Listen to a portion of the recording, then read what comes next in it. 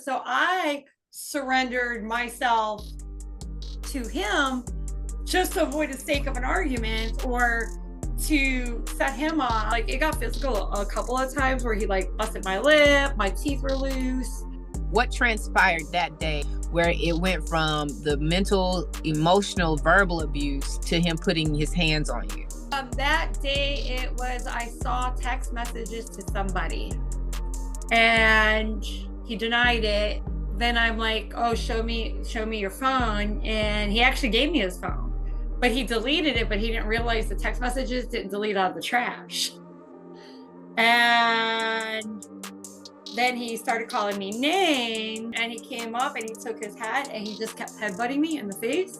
Here, people can be scared, and I don't know who this was for, but you can be scared to leave, but the best decision you can make is to leave. It's scary, it's hard, but you got to lose to win. Prior to me getting out of the relationship, I used to pray to God and I'd be like, you know what, remove everything that needs to be removed out of my life, whether that's him, people, anything that is not right for me where I'm at in my life. So I give glory to God to give me the strength to be able to say, you know what, you're going to be fine.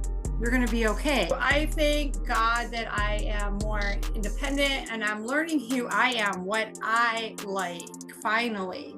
Because a lot of things that I used to like, I gave up and I didn't realize that it was more codependency in my life. And now I'm more independent and I can make my own choices, make my own decisions, buy what I like, and learning, hey, I like sushi, or hey, I want to go out to eat. I don't have to ask or have an argument because I'm hungry.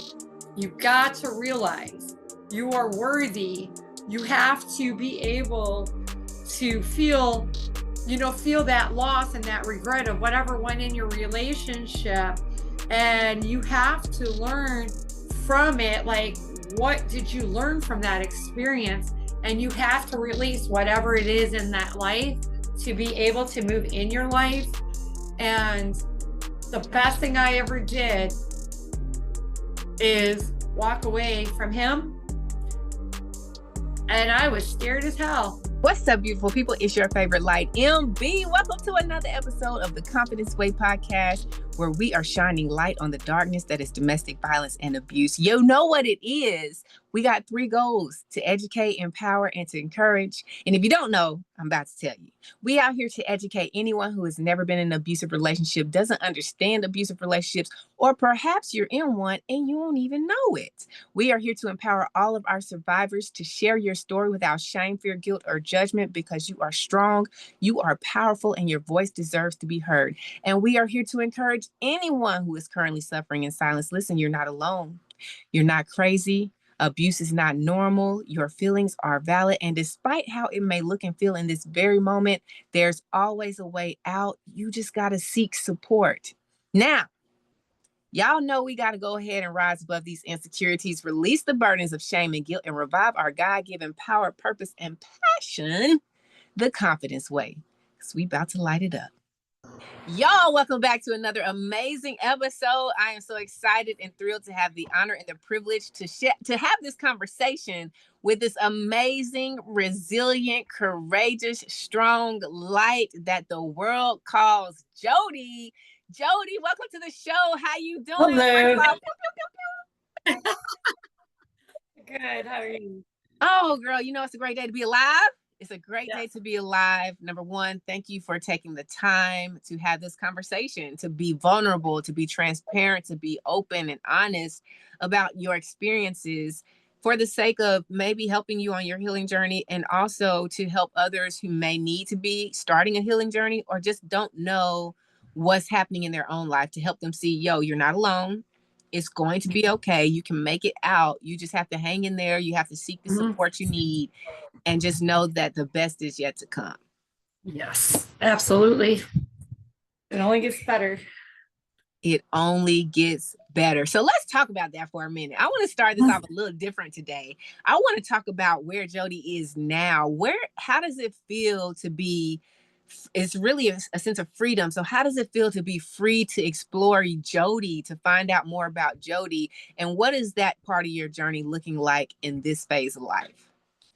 It took me a while at first because I think I had to go through a lot of grieving of to where I was at, and I started missing my old, not call them next. But today I'm okay where I'm at. I'm right where I'm supposed to be, and I thank God for that because prior to me getting out of the relationship, I used to pray to God and I'd be like, you know what, remove everything that needs to be removed out of my life, whether that's him, people, anything that is not right for me where I'm at in my life. So I give glory to God to give me the strength to be able to say, you know what, you're going to be fine. You're going to be okay. And I'm right where I'm supposed to be. I went from having a home, a nice house, to living in a smaller apartment, but it's mine. And the freedom to be able to come home and be like, you know what? I don't have to deal with a person being verbally or mentally, emotionally abusive towards me, or not knowing what I was going to walk into that day ever or that moment. So I thank God that I am more independent and I'm learning who I am, what I like finally, because a lot of things that I used to like, I gave up and I didn't realize that it was more codependency in my life. And now I'm more independent and I can make my own choices, make my own decisions, buy what I like, and learning, hey, I like sushi, or hey, I want to go out to eat. I don't have to ask or have an argument because I'm hungry. So I enjoyed the peace and the tranquility I have of just coming home, being able to work, and just rediscovering what I want to do in my life. My life was so enwrapped into that person and what they liked and not setting them off. Because every time I would set them off, it would set the tone for me and my day. And even around people who I didn't realize I was so angry or upset. And because of where I was in my life, and I would turn around and reflect that onto them because I would pick up their behavior of the person, my next. So I'm actually happy where I'm at. I really am. I'm truly, truly happy with where I am today. And it has not been an easy journey by any means, because during the journey of separating myself, I've lost a lot of people in my life. Through, not removing myself, like my parents both passed away last year, within 60 days, and I've lost a lot of my support network during this journey. So, but I've gained a lot of tools to be able to cope with everything that comes through my faith. That's good. Now, there's a couple of things that I want to touch on that you just said. So we're going to pick through those one by one. You Okay. mentioned that you were discovering what it is that you like now because you felt like it was more codependency on homeboy. Do you feel like your codependency was really you trying to mask or define your likes based off of his likes? Did you find yourself convincing yourself that you believed you liked certain things that you probably didn't actually like just for the sake of trying to keep peace? Yes, absolutely. There were times, yes, because even there were times in my life with my next that he would be like, hey, let's figure out what you want to eat. Let's figure out what we're going to eat for dinner. Pick a place. I would pick a place, like, I don't want that. Okay, then I would pick another place. I don't want that. I picked 10 different places. He's like, you know what? Figure out what you want to eat. Fend for yourself. And I'm like, what, So it's just like anything that I liked, it wasn't agreed upon. So I would never be able to make a decision because I didn't want to argue. So I'm like, okay, you figure out what you were going to do today, or you would set the tone of, hey, we're going to do this, this, or this today, and making the plans and making all the decisions. So I surrendered myself to him just to avoid the sake of an argument or to set him off. And then it would be irrational stuff going through the house of like slamming doors, slamming cabinets, slamming this, because I upsetted him because I wanted something else. So I just be like, you go ahead and figure everything out, and I'm just going to be the one that follows behind you and just go along for the ride. I'm in the, side seat. So yes. But did that actually work? Because there's so many times when in an abusive relationship, I just need the audience to understand, Jody. They gotta No, understand, Jody. not always, because sometimes it would depend on his mood. I mean, there was times where I would be like, I would go out with my mom, and we would go do like paint for her place, and it would be phone calls to me. I'm hungry, okay, and then it would be a fight, and then my mom would see it, and then we'd have to stop what we're doing, and she would take me there so I wouldn't get in trouble or have another argument. And then when I get there would be an argument because I wasn't there when he was hungry, or I'd have to go, and then I wouldn't have my car because I left my car in at our other house in a different state because I flew down. And it would just be a lot of different things that would happen, and then I'd have to find a way to go eat or find a car, rent a car. I'd have to buy a plane ticket to go home. Different things that would happen. There would always be something that would set him off to create more fights. So I just stopped, really, in reality. I stopped, even my mom wouldn't even come around, or my family wouldn't come around, because I was isolated, because they didn't want to cause a problem for me in my relationship. So I think that's where the codependency came from, is because I shut everybody else out, and it was like, that was my whole world, my whole being. And I didn't know how to function without him at that point. I was with him for 13 years. So it was a long relationship, and it didn't start out that way at first. It was great in the beginning. Very nice in the beginning. You know we're going to get there. Yeah, like, you know we're going to get there. Yeah. But before we get there, did your parents actually know and see how abusive physically, emotionally, verbally he was? Like, because you're making it sound like your mom had a sense of something that was going on because she was trying to, I guess, enable the safety factor of you going back home. Well, my dad wasn't around because my parents are divorced. So my dad never met him. My mom, in 13 years? Yeah, my dad had Alzheimer's. Oh. Yeah, so yeah, my dad, he had Alzheimer's. And after my parents got divorced, my dad, during the COVID, wasn't really around. But he he never met my ex. Not in the 13 years. My mom met him. I was closer to my mom. My dad, we weren't really super, super duper duper close. But my mom met him. My sister met him. My sister's husband met him. My brother met him. And no, because he portrayed somebody else in front of them. When me and my sister and my brother-in-law would go out to eat, he was always happy-go-lucky, jolly. And he would speak a different language with my brother-in-law. So me and my sister really didn't understand it. So we really never knew what their discussions were. But he was a business owner. He was successful. So he always had this facade on when we were out. But nobody was ever really allowed to our home in Illinois. Like, nobody really ever came to our house. Only his friends. Like, one of my girlfriends came to our house out of 13 years. And my mom, when we were in Florida, my mom came to my house, but she stopped coming because she never really felt comfortable with him. She never liked him. She turned and told me she never liked him. She tolerated him because of me, but he was never, like, she would work for us when we had our business together. And so he was different there. So nobody really ever saw him truly 100% like on the outside. It's so weird when you like step back and reflect on it. And my mom saw some of the things I would disclose to her about our arguments and everything else. Or he would actually have a notebook and write any mistakes I ever did for 13 years. He had a notebook. So yeah.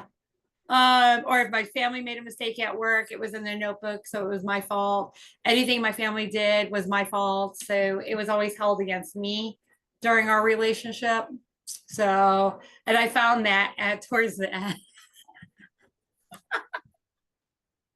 I have You have so to, many questions right now. I'm trying to stay focused on the conversation. you And have I'm to like, I can't even store all my questions. I never realized, and I told my mom about the notebook, and the thing is, it's like, like it was so weird because it took me a long time. And it's like I never saw the notebook until the end, towards the end. And it's just like things I thought were normal. And I don't, and it's really crazy to say it, but it's like things that I thought were normal or healthy because I didn't really have a healthy upbringing per se. Because I saw my mom go through a lot of transitions through her divorce with my dad, because that was her whole world. So it's just like, I think that this was like, I thought it was healthy. And I'm like, wow, stepping back and learning myself and healing myself, reading a lot of self-help books, participating in groups and, realizing I'm not the only one that's been through things. And actually having people that understand what you go through is a really big healing time for me, because you can't just go to a person that's never been through it and be like, I went through this. They're going to be like, fool, what's wrong with you? Why you stay in it, And then when you hear the mental breakdown of a relationship, I think the mental is the worst. I'd rather deal with physical than mental, because the mental is so bad because it just plants that seed in your head and you just sit there and you keep watering it. And it took me realizing more when I started going to church and getting into learning God, is when I started flourishing more in my journey of remove yourself from this. It's not worth it. You're better. And learning who I am. And I have to put stuff up every day of, Jody, you're beautiful. Jody, you're strong. Jody, you're gorgeous. Jody, you're independent. And I have to listen to positive affirmations and I instill them in me. And I'm like, you know what? I'm a queen. I do not care. I am a queen and I deserve a guy. And when it happens, this is what I want. And I'm not going to accept any less. I have a beautiful 22-year-old daughter, and I'm trying to instill that in her. She hated my next. She never liked him from the first time she met him.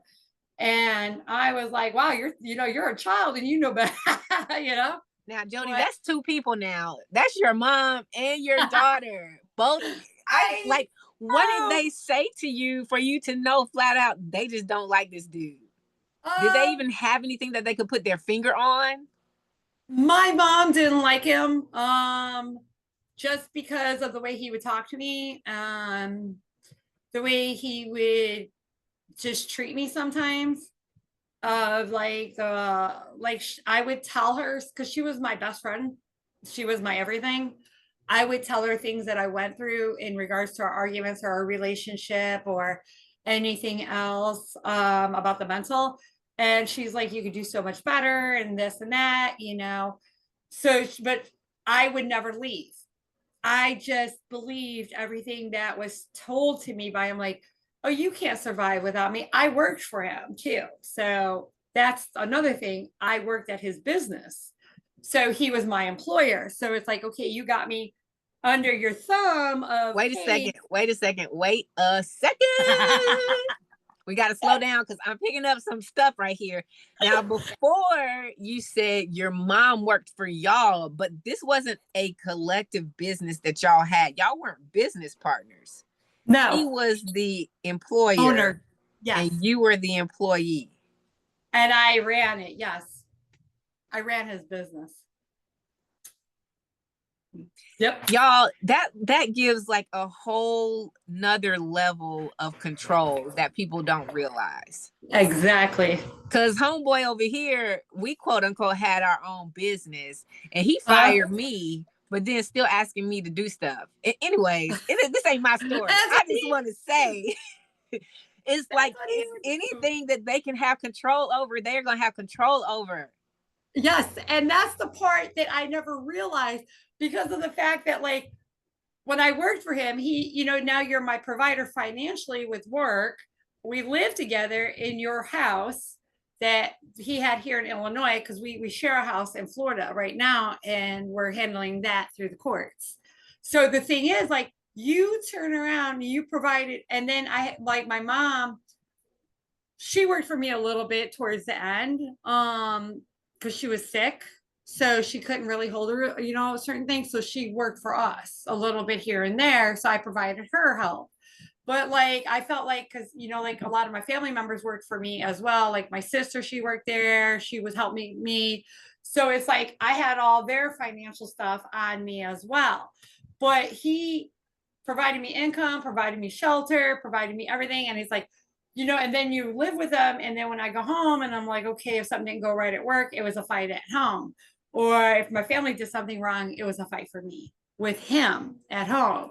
So I think that I didn't realize the type of codependency and the control I don't say codependent, more the control on me, because you turn around and say, oh, you can't make it without me. Now you're going to have all this other stuff to do if you try to leave. And he provided me so much money. So it was like really hard to save nickel and dime to be able to move out. And when we finally sold our business, well, his business. And then I wasn't a lot, like, if I did have a job, it was a fight. Or like when he had his business, or if I tried to move on to a different job and I had a really good job offer, with a company and benefits and 401k, it was, I was a director for UPS on their route specialist for all the routes for the drivers. And it was great benefits, everything. It was a fight. And then it was a guilt trip. And it was like a mind control thing. So I always believed if I tried to leave, I wouldn't be able to make it. How would I survive? He pays all the bills. He pays this, he pays that.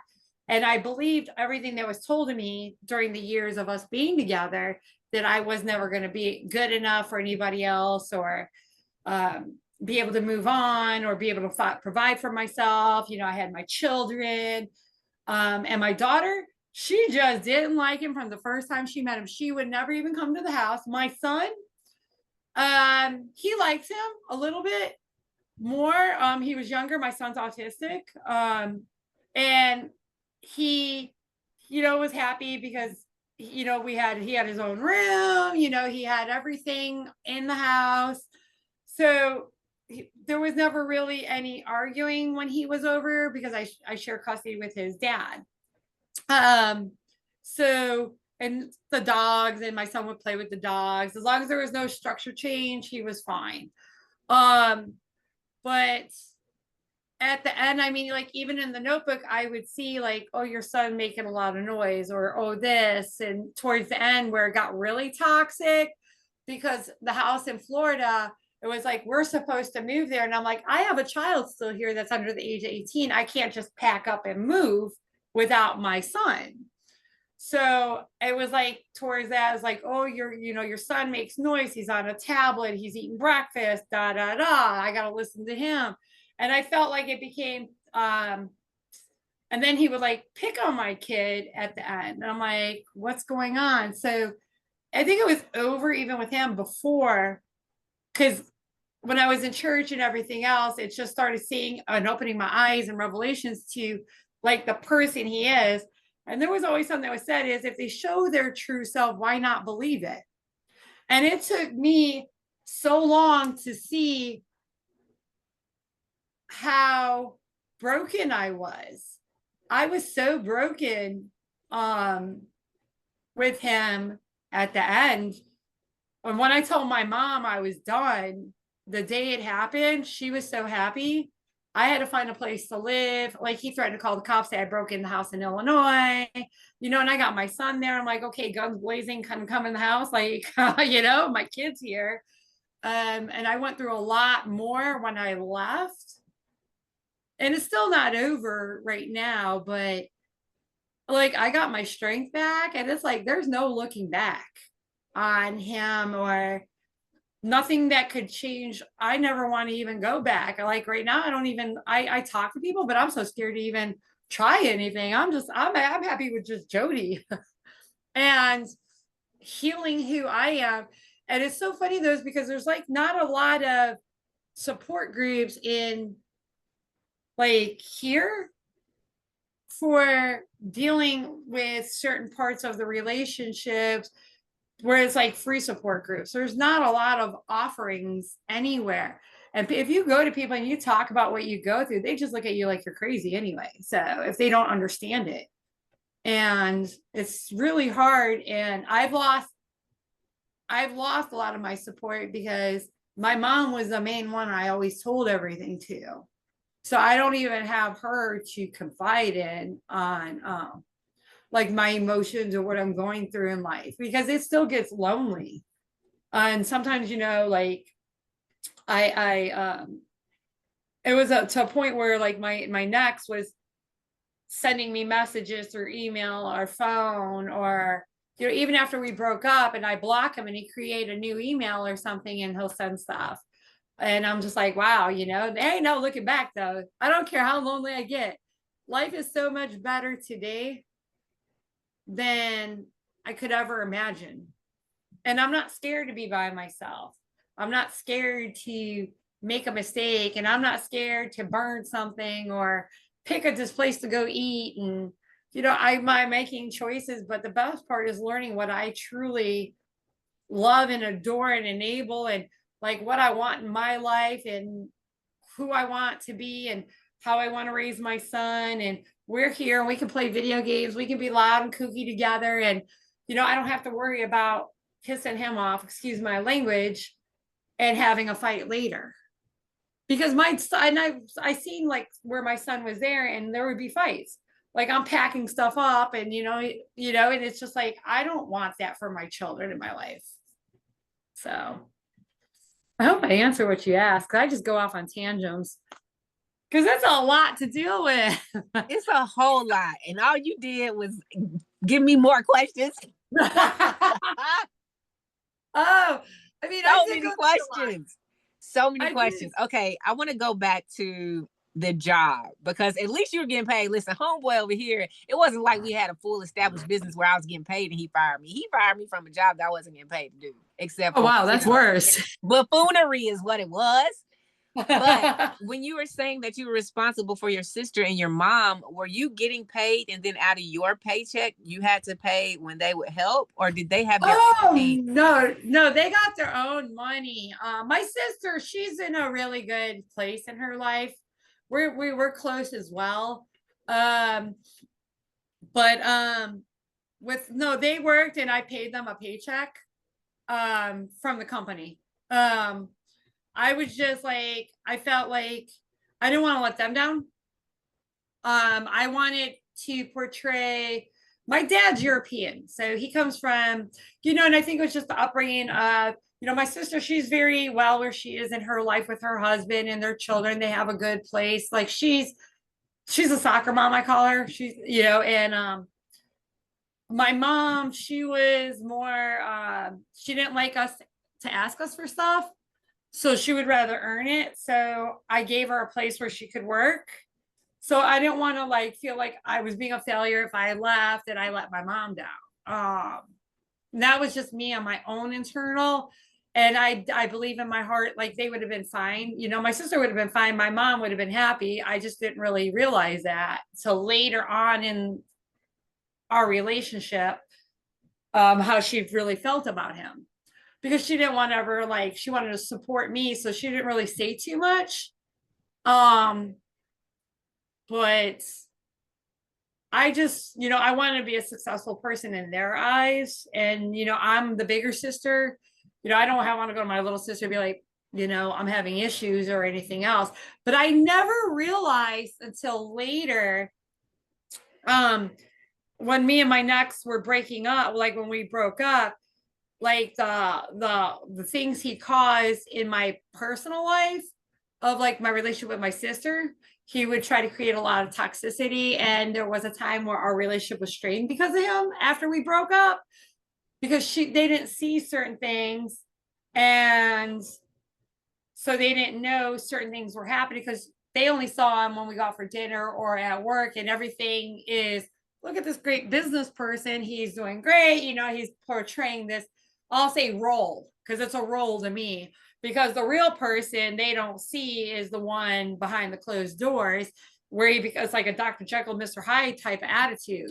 So he'll smile and grin and bear it, while like if my family was making mistakes at work, and then when we go home is when I would hear about it, or in the next fight after he wrote it in the notebook. So, and then it was like, that was his ammunition, is everything that he ever wrote down out of 13 years in a relationship. Every time there was an argument, like anything I ever did was always brought up in that notebook. So it was just like always repetitive, because he couldn't, an argument. So I was like, wow, you held on to that for like 10 years. I forgot about it. Like, what the hell? So, and then if he did something and you bring it up, it's okay. Like he does, he never had to explain his behavior, his actions, or anything else in our relationship. He could do whatever he wanted. There's no questioning that at all whatsoever. And it's like, if it was a question, he would play like where I was going nuts or I was crazy in my head. Like that didn't happen, or or you caused me to do that. I was in a dark place. How, you made me do that. Like, dude, I didn't make you go put that penis in that girl. What is wrong with you? Yeah.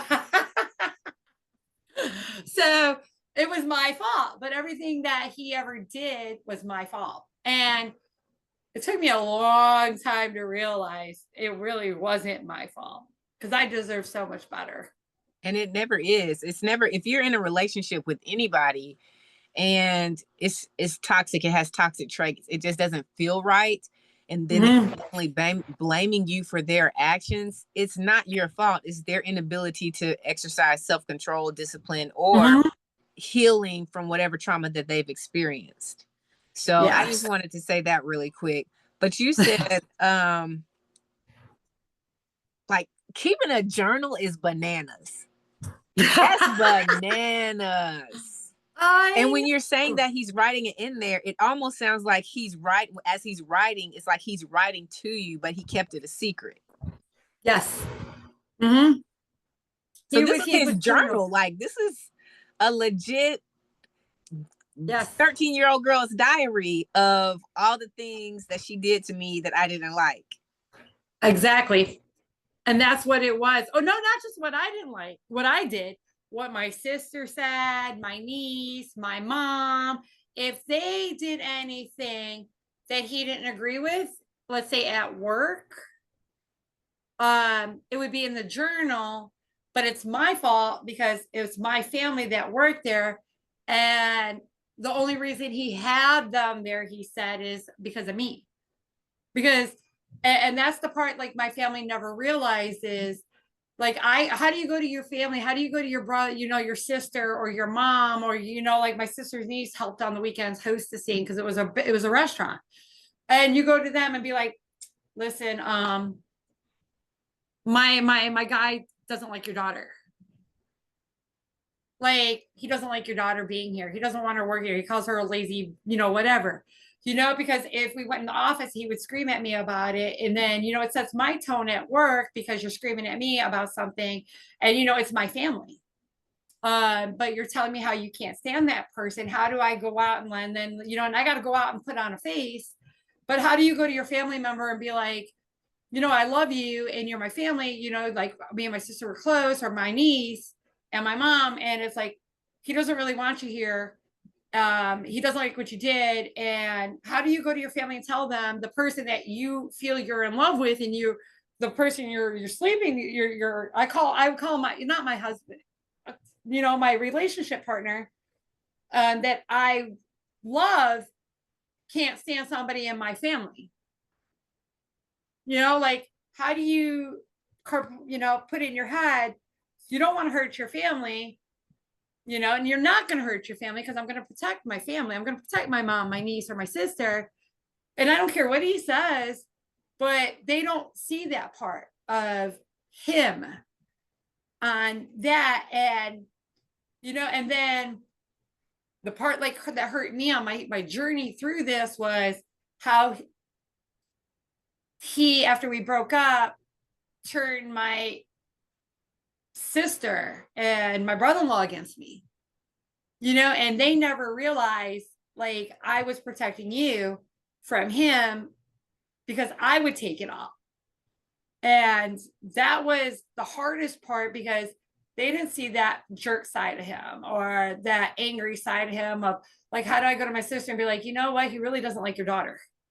Like, how do you process that? How do you go through that? And then they created the chaos in my life with my family of, and it's not stuff you go to your little sister and be like, I'm in a really bad relationship in a spot in my life. I'm big sister, I'm supposed to protect you. And that's what I'm going to do. And it's just like, people don't see that part and it's hard to process it. And then regardless of where we are today, is it really the same? My relationship, I'm trying to get there. And she's been there a lot. We've been there a lot more now than ever because of, our parents passing. But it's just like, there's certain things it's like, I don't feel like I can tell people certain things, and it's hard to trust people on that because I have trust issues now, and I don't know if I'll ever get through those. I think you will and you can. It's really more so about understanding why you don't think you can trust people and then trusting ourselves. Because I think it's easy for anyone who's been, even if it hasn't been technically an abusive relationship, but the relationship just didn't end well, the person thought that they felt like they were being taken advantage of or anything like that.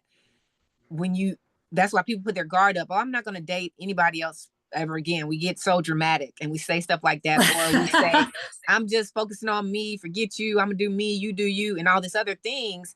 But I think it's because we also lose a sense of trust in our own self-judgment of other people and how they present. But like you said, people will show you who they are. It's just up to us to believe them. And if we go so many times without with seeing the signs, but making excuses for the signs or trying to make them into something that they're not instead of just accepting them what they are, we're building up a habit and a trace in ourselves to say, you can bypass this, but it's going to come back and bite you. And now we don't trust them, but we don't trust ourselves either.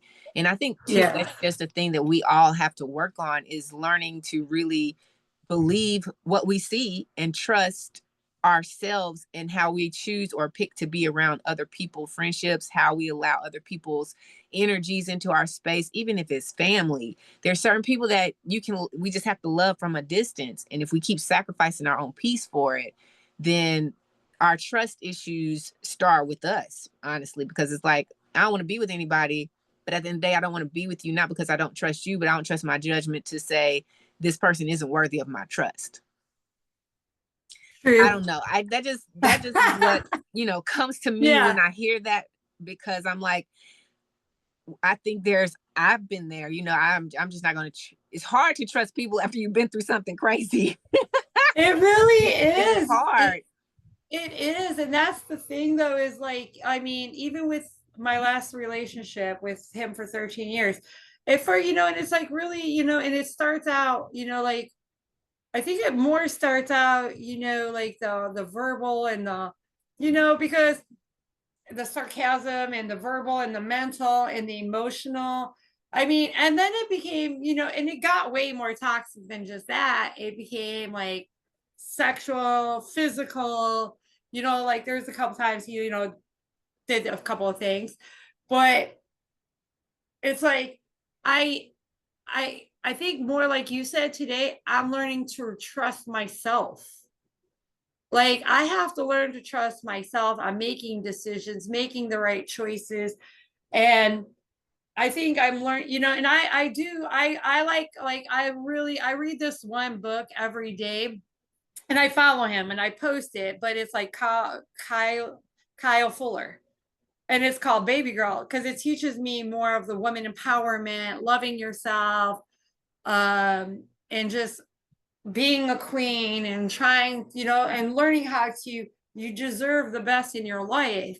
You deserve to be treated healthy. You deserve a healthy relationship. And I think learning how to have a healthy relationship with myself right now is really hard because I mean, it was 13 years with him, and I think I jumped even I used to always jump from relationship to relationship, searching for something. And I don't think I ever really truly knew what it was, and healing from the other bad relationship or bad, anything out of my other past relationships. So I just always jump from one to the next, to the next, to the next. And I'm lucky that today, I mean, right now, I'm just learning to be okay by myself and learning everything about me and just learning it'll happen in time. And when it's meant to be, it'll be. But now I just, I got my own place. Okay. Just not having to deal with coming home and having an argument or having, try to figure out how to get home or how to get to an airport because you ditched me or left me in another state. Hello. Wait a second. Wait. Hmm. I want to let you talk, but God dog it, Jody. You keep throwing these little breadcrumbs out here, and I'm like, I can't let this go. Okay, there's so much I want to say. Oh my gosh, there's so much I want to say right now. Let me slow this down really quick. So, because the first thing was you mentioned that he was your relationship partner, so y'all were never married. No. 13 Did you years. ever desire to be married? I was married once before. I was with my daughter's father. We were together for, we have 2 kids together. My daughter's 22 and my son's 15 today. So I was married to him, and we're great together. We're not, we're good friends. We co-parent very well together. So after that marriage, I never wanted to get married again. Now, did homeboy ever express to you that, hey, I know that you said you didn't want to get married, but I actually do want to be married? Or was he was really content with y'all just having that we're going to live together and we'll be quote unquote technically common law marriage? Yes, he was okay with that. Was he ever married before? No, he has no kids, never married. And I should have learned, and in reality, I should have seen the signs, which is so crazy. Like how he couldn't let go of his childhood or his trauma or he always held on to anger. And I thought I could heal him for some reason, I felt. And I always used to have a positive outlook. And I realized from when we first started, it was okay. And it was great. It was fun. It was laughs. It was this. It was, he was fine. I don't know if that's the beginning of, a lot of the things and, narcissism. But then it became more later on anger and animosity and like verbal and, like just anything set him off. But he always held on to anything negative. He could never let go. Even when I was there with him when his parents both passed away. And they passed away, they're dead in the ground, but you're still holding on to anything that ticked you off from them, even when you were a child. And it's like, okay, I get it, but they're dead. You got to learn to release it and heal from it. And here I am trying to be his therapist, and I'm not realizing you're doing the same thing to me. So it took the breaking point for me on my relationship with him was when he had no, it took me realizing he never really loved me. I was his caregiver. I was the only person he had left because he really didn't have friends. I was the one that was supposed to take care of him, I guess. I took care of his business, his home, his dogs, I was his maid, I was his cook. If I took a nap and we had a vet appointment, it was a fight for 2 days. There were so many mind screws where he couldn't perform sexually, and he never turned on disclosed stuff to me. And I'm thinking there's things wrong with me. And it took me realizing and opening my eyes, because there was a big fight when I started church and put my son in the choir, reaching for something to believe in because I was so broken. I was I was by myself. I lost all my friends, everything. And I had nobody. And I went to church, and I started the church, and it was a fight. And he called me names because I'm in church trying to find and searching for something. And I found it. And it was always picking on me, calling me names, calling me, just anything under the sun. And I wouldn't let him get to me. And I would always pray to God. I'm like, remove whatever needs to be moved so I can be with you. Because I knew then that was my rock bottom in this relationship. And when I finally saw videos of him bringing people to our home in Florida, Y'all had y'all had the door ring or something? yeah, it was called Blink, and it was to my Amazon cloud. He got involved in a lot of different, he became a totally, like, I never even saw this person. I could never even imagine this person, and it was a physical a couple of times. And then I called, like, it got physical a couple of times where he like busted my lip, my teeth were loose. What happened? So what transpired that day or those days where it went from the mental, emotional, verbal abuse to him putting his hands on you? That day it was, what was the fight that day? Oh, that day it was, I saw text messages to somebody and he denied it. And then I'm like, oh, show me your phone. And he actually gave me his phone, but he deleted it, but he didn't realize the text messages didn't delete out of the trash. And then he started calling me names, and our dogs were there, and he threw something at me. So I threw something back at him, and he said it was his mom's vase or something. I don't remember. And he came up and he took his hat and he just kept headbutting me in the face here. And he threw me out of his house, because every time there was a fight, he always threw me out of his house. So he kept headbutting me. Is this in Florida or is it this in Illinois? Illinois. So you both of y'all have a house in Florida and a house in Illinois, but both of the houses are in his name only? No, the house in Florida is in my name and his. We're in court over that. But the house in Illinois is in his name only. Yeah.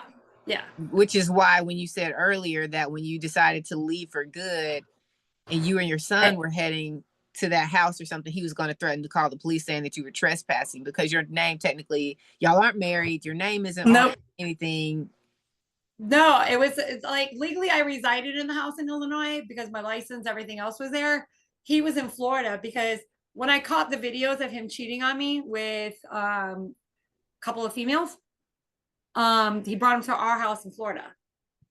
And he got involved into a lot of rave parties, I'll call them, where it's like certain clubs where, like, I'll just put it this way, anything goes.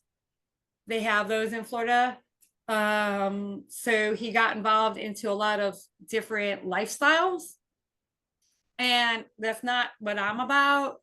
So I moved all my stuff out of Florida and I came back here, and I stayed at the house till I could find an apartment because he was in Florida. And he threatened me saying, oh, I'm going to call the cops on you, and I'm going to say that somebody broke in my house. And I'm like, well, and I'm like, okay, my son's autistic. We didn't break in. I have keys. It's on my license. Like, why would you do that? And I was looking for an apartment here, and that's when I moved here to where I'm at today. I couldn't move in here until the first of the year. So I just needed a place to crash.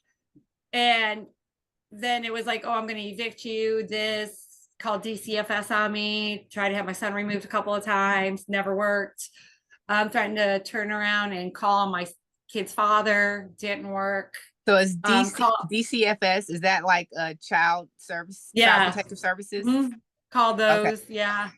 And then he called my daughter's college because she used my address, and she was there with us once, like she wasn't there, but like, whatever. And then turn around, put her in, Wait, put my why would kids he call your daughter's college? What was the because purpose behind that? because it was our address for school. So he was calling them to remove the address from her college Yeah. paperwork? Mm-hmm. Yeah. Oh, he was all the way bananas. He just anything to get back or to make you suffer is what he was trying to do. Oh Did he yeah, yeah. did He he did that. ever live in the house in Illinois? Because it sounds like he's been in Florida and he's kind of like hunkered down there and he just owns it. No, he comes back and forth still to this day. Um, so like even regarding the house in Florida, he's like, because I own half of it and he owns half. He doesn't want to sell it or give me my money out of it. He's like, oh, I put more money in, it was mine, blah blah blah, whatever. And I'm just like, okay, fine. So let's courts just deal with everything. That's the last of my closure on this part of my journey with him. And I'm like so irritated and ready to move on it, and it just keeps going through. It's been since we've been broken up. And he keeps going at it like he's called my company where I work, try to have me fired. When my What is he mom possibly saying to a company that you work for now that could get you fired? I don't know. He turned around, called them, and said, like just like smearing me, trying to smear my name, trying to smear my character. And the company's fine with me. I've been with them, for 4 years. They're the ones that bought his restaurant too. So, So and I'm okay where I'm at. did the company approach you after he called, like for you to find this information out? Did they say, "Hey, Oh by yeah, the they told way"? me. Yeah, they told me. And then they're fine with it because they understand a little bit about it. And that's the part though, is because I think when I took my power and my control back in my life and moving on, like when he like when I came back to Illinois originally from Florida, I was down there visiting and hanging out, and we were like, oh, they gave me a work contract.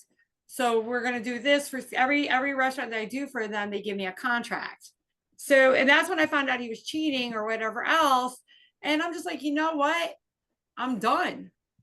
You've gotten physical, and it's just like I seen signs before to leave, but I just couldn't leave.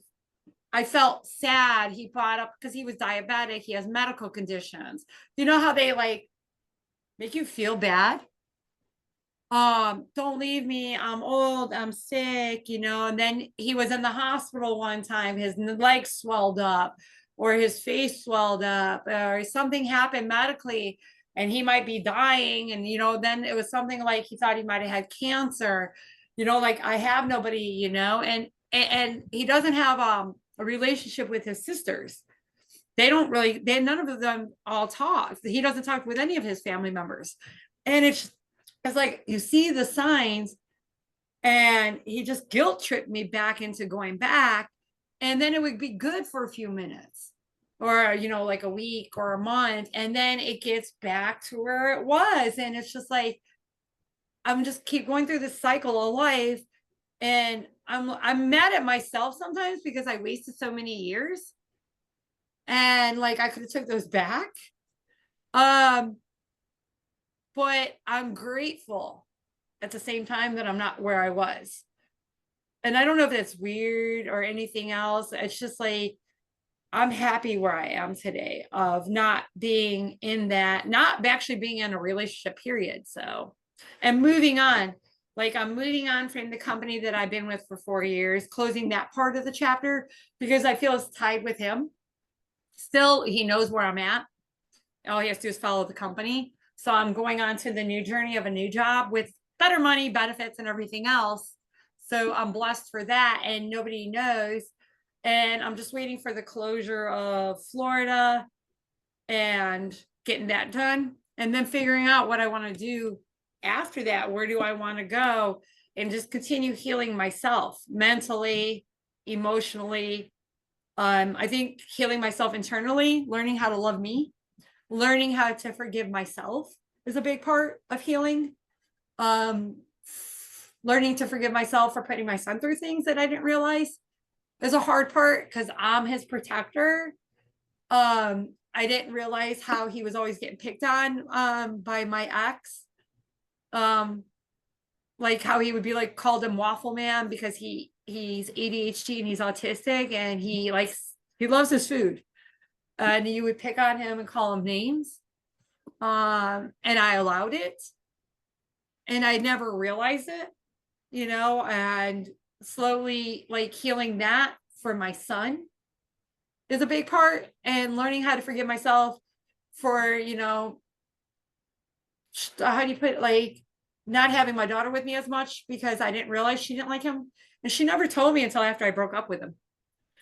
And just like not seeing certain signs, just being so tunnel vision and not realizing how he pulled me away from people that love me and care for me in my life. Yeah. That's the hard part to forgive. So one of the things that helped me once like you, I started diving deeper into getting a stronger, healthier relationship with God. And one of the things that I created was an exercise for me is I just got out a piece of paper and I call it the AFCs.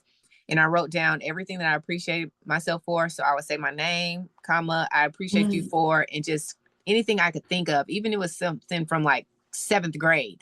I appreciate you. I appreciate you. I appreciate you. And then on another sheet of paper, I'd write down my name and say, I forgive you for, I forgive, again, even if it's something that happened in 2nd grade, 7th grade, I forgive you. I forgive you. I forgive you. And then on another sheet of paper, I wrote down my name and I said, I commit to you that. Like, I commit to you that I will never let anyone treat you like this. I commit to you that I will love you the most first. Things like that. And anytime I thought of something, I would add it to the list and I would read the list every day, twice a day. I even voice recorded it so that I could go to sleep listening to it, and just because I think that when we go through, and it's not just abusive relationships, it's so much trauma happens in our lives that we don't heal from, that we don't acknowledge and we don't address because it's hard work. It's hard work to face your demons. It's hard work to face the things that you feel disappointed in, you've let other people down, you've let yourself down in, and we just want to cover it up and keep moving on. But when it's eating at us from the bottom up, I think that it was just a way for me to just let it out and say, yo, it happened. It doesn't have to happen again as long as I forgive you and I commit. And so I think that a lot of people can use that exercise, even if it's something, something so small. It doesn't have to be an abusive relationship, but just to move forward, because you said it, and it's so important that we make mistakes. We can make bad decisions, but we also have the power and the authority to make every bad decision right. And that may look different for different people. You may have done something to somebody that you can go back and apologize for. They don't accept your apology, but at least you apologize. You acknowledged it. You can make that bad decision right. And if we're able to love ourselves enough to forgive ourselves we're learning. This entire thing we call life is a learning journey. And if we're not going to forgive ourselves for going through stuff to try to learn from it, then we're never going to be in a place where you're getting to now, which is loving to be with ourselves, loving to spend time with ourselves, loving to learn ourselves so that we can become the best version of ourselves. That's when if you do want anybody in the future, that's when you attract the people that you want around you, is once we become the person that attracts those people. And so I love that you were saying that, I'm working on forgiving myself for my son. I had to forgive myself. I keep saying it for things that my children experience. And I don't know if they remember it or not, because I haven't gotten them into any kind of therapy yet. But, what your son may remember or may not remember, you still, because you have this heart, you have to forgive yourself and understand that it was an accident. You weren't deliberately trying to damage or harm your child, but it happened. And we have to forgive ourselves if we want to really embrace the healing journey. And we have to face our mistakes if we want to grow into something or someone that's better than who we are today. So I commend and applaud you for acknowledging that I made some mistakes, and the only person who can help me get over these mistakes are me forgiving myself for these mistakes. And I just want people to, whoever's watching this episode, yes, you made mistakes, but regardless of if anybody else holds a grudge, the way that you get over the mistakes that you made is to truly find it in yourself, to forgive yourself, and to find a way to really love yourself. Because nobody's going to be able to love you the way you deserve until you love yourself the way you deserve to be loved. And Yeah. that's just it. So kudos to you for that. Big time. That's awesome. Yeah. That Thank is you. awesome. Now, so at the point when he started getting physical, he was headbutt. That's bananas. Okay, so he's headbutting you multiple times. Yeah. Because you threw something, because I just learned this the other day. It's this thing called I think it's called reactive abuse. I don't know if it's a true psychological term, but it's when the actual abusive person or the narcissist will do things to their partner over and over and over again until the partner explodes. Like you can only take so much. And Yes. when you explode and you actually react instead of maintaining composure after so much time has passed of you just sucking it all in and trying to release it healthily in a healthy way, then it becomes, look what you did. This is your fault. And so the fact that he did that to you, like you're throwing something at me and then I'm supposed to be the one after all this back and forth, and then you pick up something to throw at me. I'm supposed to be the one to be the bigger person when you're supposedly the head of the household, the leader. You want me to be the bigger person and not react. Then when I react, you take it a step further and you put your hands on me and you headbutt me in the face. Yes. Like, how does that even cross your mind? And then I had this big old swollen lip. My teeth up here were loose. I was like, oh my God, I hope I don't lose my front teeth. And the crazy part was then he wind up leaving that day, going to Florida afterwards, driving back to Florida. But like then it's all me. It was all me. I made him leave. I made him do this. And and it's like trying to even remember what it was, the whole reactions of what causes everything. And like if I turn around, like I would withdraw a lot from him prior of the fights, like instead of arguing or even responding to anything that they got to say, I just withdrew. So I don't say nothing, I don't do anything. I would go in another room or he would go downstairs, like I would just like remove myself because I never knew what to expect from him. And but whatever happened in our relationship, the blame was always on me. So it's always my fault because something I said or did or didn't do created it. So I mean, it just and I think a lot of mine does come from childhood, and it took me a long time to realize with my father, because my dad's relationship with the children all changed during divorce. When he divorced my mom, he divorced his children. So I never got birthday cards. I never got anything. Always tried to prove, like, have gained somehow, like you always want your father's love. You always want your father, that's the image of stuff that like I always wanted him, but he was never there. And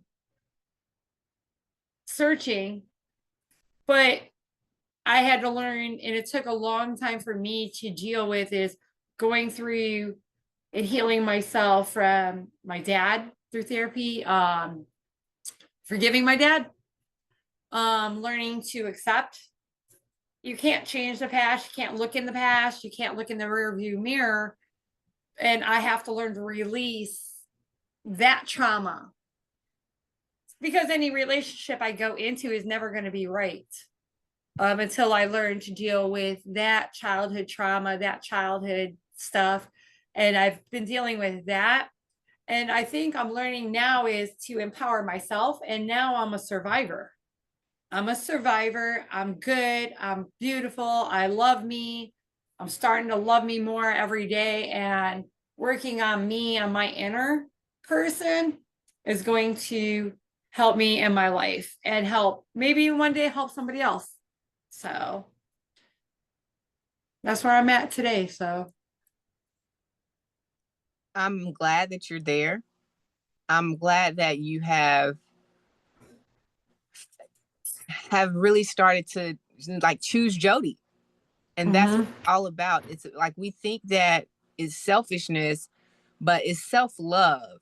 And we can't be the best version of ourselves for our children, for our siblings, for our aunts, uncles, family, whoever that we want to support and want to be there for when we're not loving ourselves the way we need to.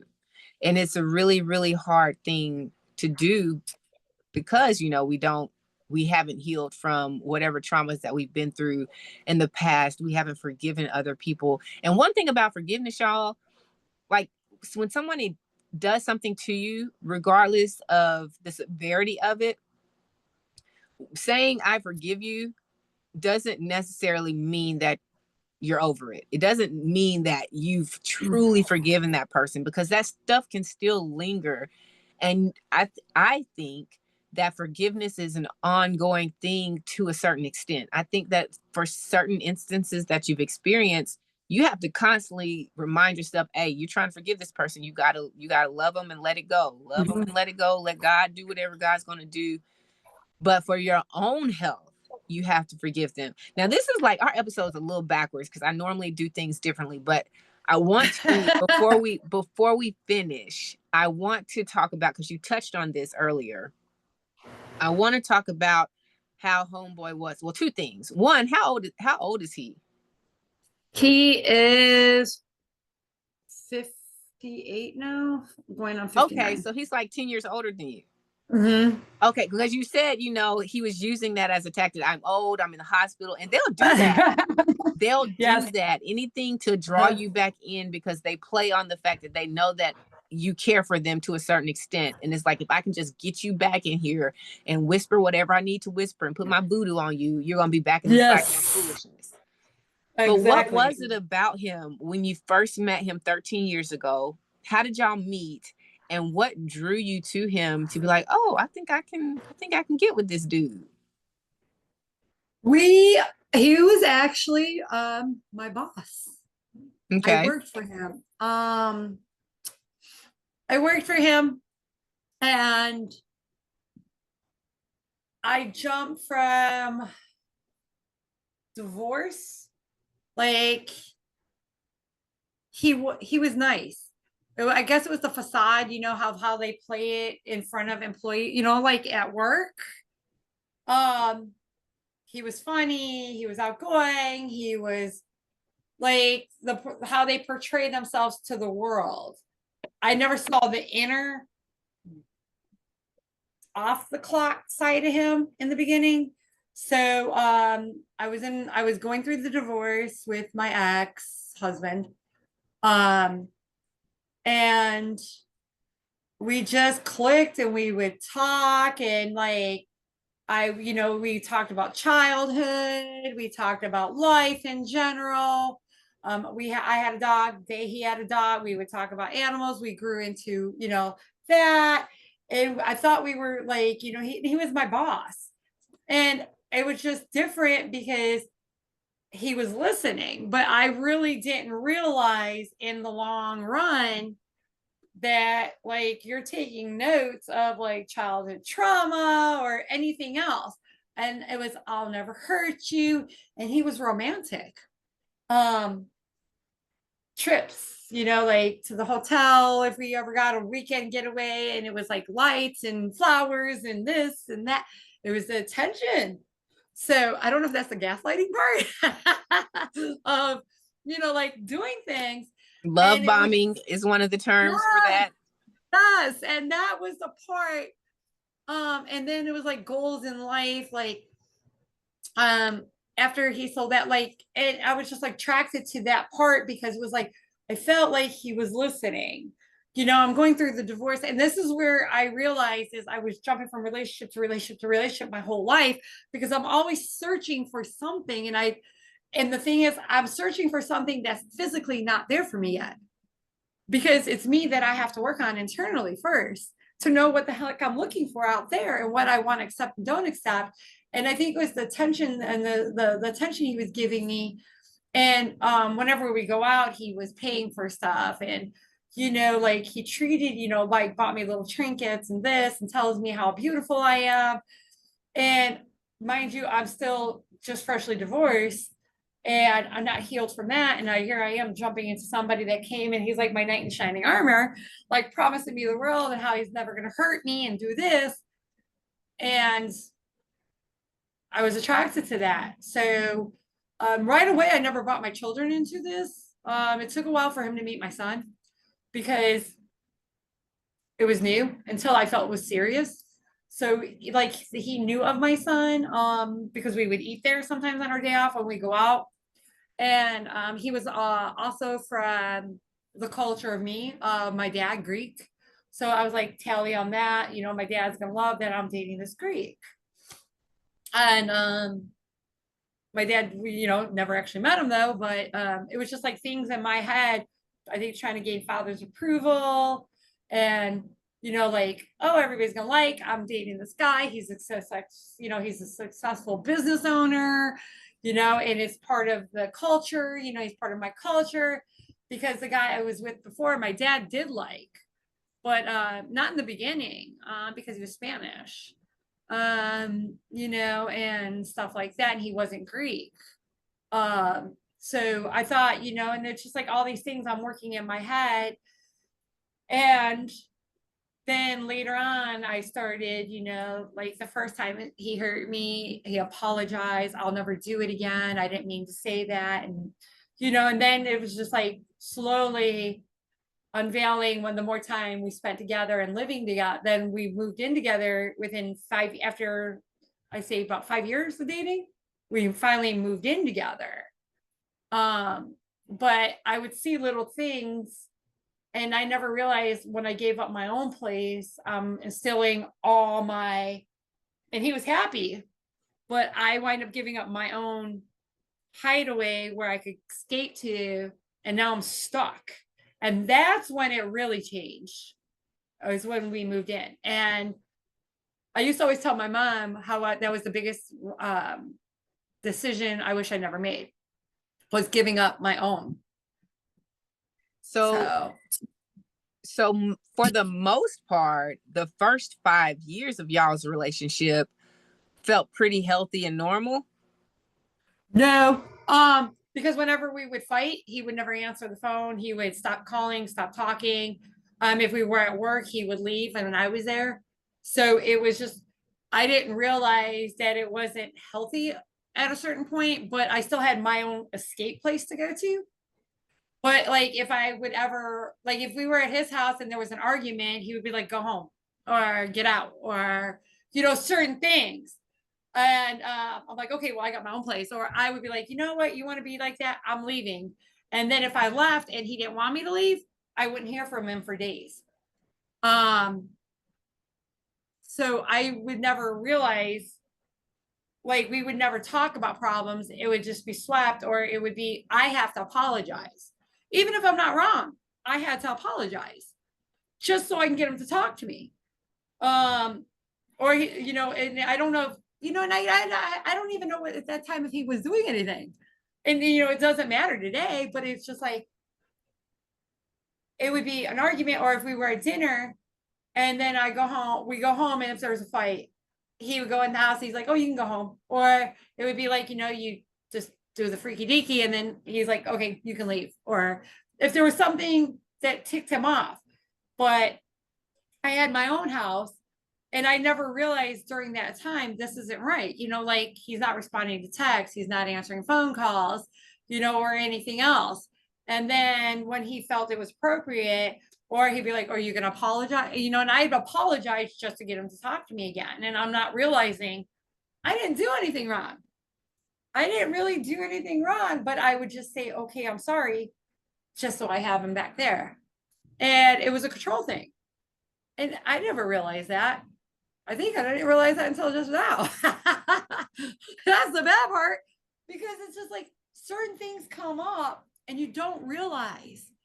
And I don't know, it's like, I don't really try to look at a lot of the certain things in my relationship with him. at all. I just recently saw him on court through Zoom, and he made a comment to me about my cross, like, because I wear this is what I bought, and he made a comment about that, and then he would make comments like, even, oh, she never contributed enough money or this or that, and it's just like he tries to do that, or else, like, I don't really look for him, and instead of like settling with me, he wants a mediation. And I'm fearful of going to a mediation because I'm just like, okay, like, is my lawyer going to be there? Or is he going to try to like sucker me into something stupid? Or, because I don't know if I'm strong enough. I know I'm a strong woman, but I don't want to get like suckered into doing the wrong decision that's not in the best interest for me. And and he still knows his little tactics. I don't think they work as, I know they're not going to work, but I don't want to get suckered on an emotional level. And I'm always fearful of that with him because he's old and all this and that, and there's certain things that they play on, and I get worried. I do.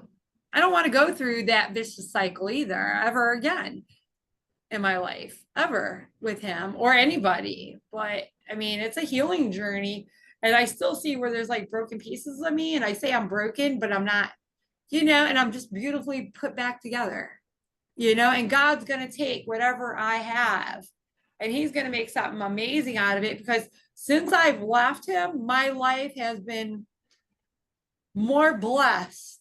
I never realized I'm doing better today than I was with him. Not in debt, because I wasn't allowed to work when he didn't have a business. So I would use my credit cards. Yeah, there would be a fight, girl. If I worked, it was a fight. Because he sold the business. So when I worked, it was always a fight with him. To you working, and then you come home, you go to sleep. What the hell? I'm here by myself. And I didn't realize it was a control tactic of having me being stuck with you, and you're going to be my caretaker, and you're going to determine what I can and can't do. And then I can never get the hell out because you took all that control. So I never realized that. And I was just taking out of my savings, putting it on my credit cards, just to not fight with him. So I'm out of debt. I have my own place. I pay my own bills. I have a savings. God just blessed me with an amazing job of starting at $108,000 a year, a new job. Praise to the Lord. And set it up, God. That's my phrase for this year. Set it up, God. And the thing is, they're closed on Sunday, so my son can get back into the choir, back to my home church, because I am missing that healthy work-life balance. Even with this company I've been with for 4 years, on and off, with working remote. So I am blessed beyond repair with God. And I listen to a lot, and I really miss my church.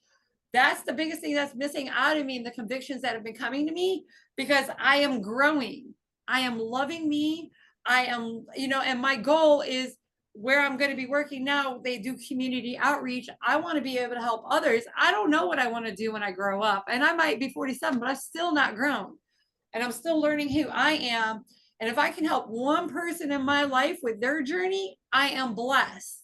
So I got a better job, benefits, and things have been going well for my life. And I never realized that, and I think my mom, because my mom gave me,